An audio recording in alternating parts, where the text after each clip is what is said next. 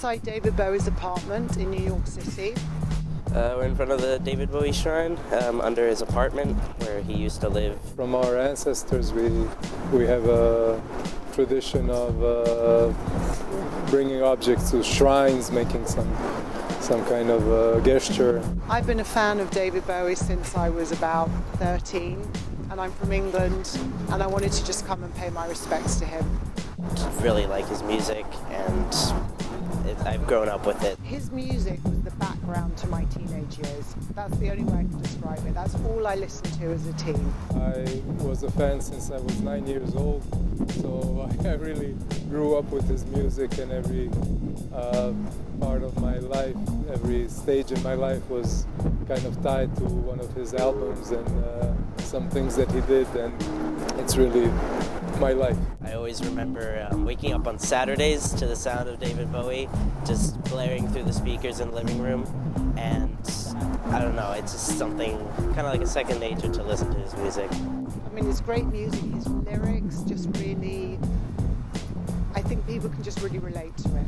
Any generation can relate to it, and I think the young generation, I know my son's only 20, he's really into him now too, because he writes the teenage angst. Like, he wrote what we all felt. I introduced them to the music, and I sang them when they were just born. I used to sing to them like David Bowie songs when they were kids and babies, and I guess that's something they just got with their mother's milk.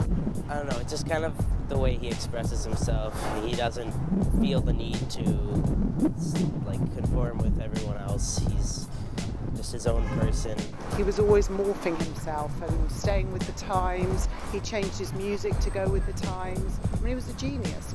I just think it's absolutely brilliant. I mean, as an artist, to go out and to use your art in your death, it's just fantastic to me. And that song Lazarus is stunning. Parents are often huge impacts like mine, and well, he's just kind of like, he really impacted music today too. Through Art, we learn so much more than we would just by reading bare facts and reading books. I think he taught people that you can just be whoever you want to be.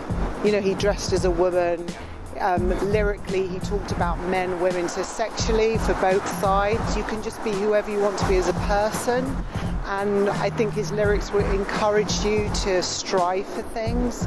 Art is much more, transcends the knowledge taken in through art, stays there for a longer time. He said that what he did was not to please anybody, it wasn't to be popular.